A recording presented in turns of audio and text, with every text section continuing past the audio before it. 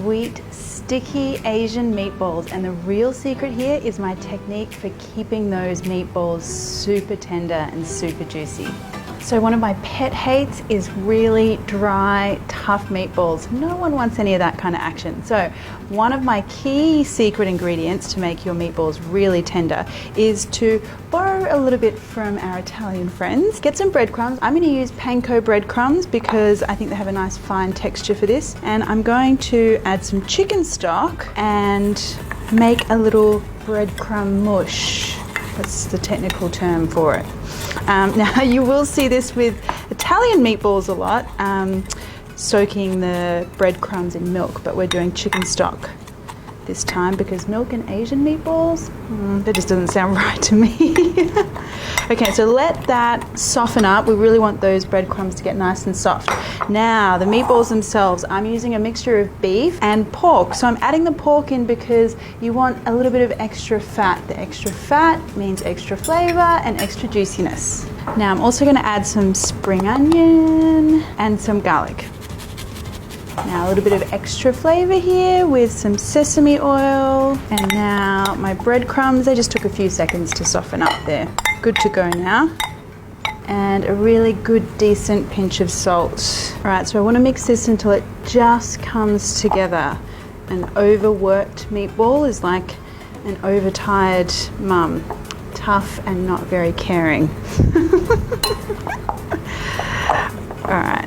Now to make the rolling process a little easier, just dip your fingers into some water, and I want golf ball size meatballs today.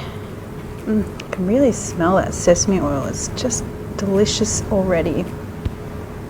All right, so to cook these guys, we just want a little bit of oil in our pan, and in they go.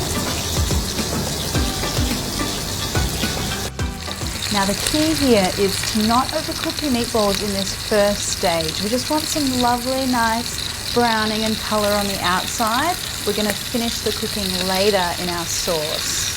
It's all these little tips and tricks that are going to give you the softest, juiciest meatball. Okay, now I've got a really lovely, nice caramelization on the outside of those meatballs, so I'm going to take those out.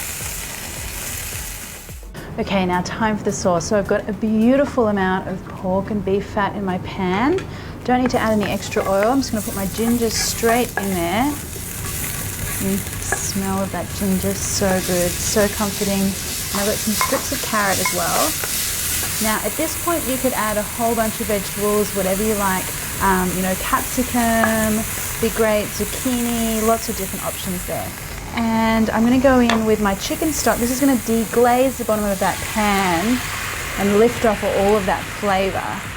And brown sugar, some soy sauce, and some hoisin sauce. All right, now get that bubbling and simmering away. Now to thicken everything up, I'm going to add some corn flour that's been mixed with some water. And immediately that sauce is turning thick and glossy.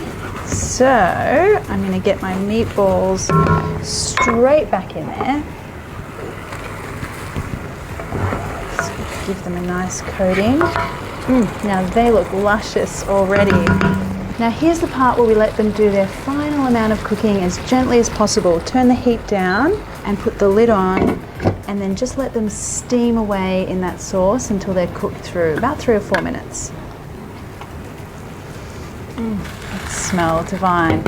Okay, now to finish off, I just want to serve these in some little cabbage leaves. Scoop that in there. You want lots of that carrot and ginger and all that lovely sauce as well. And then finally, just a sprinkling of spring onion. Now the real test. Let's see, did we succeed?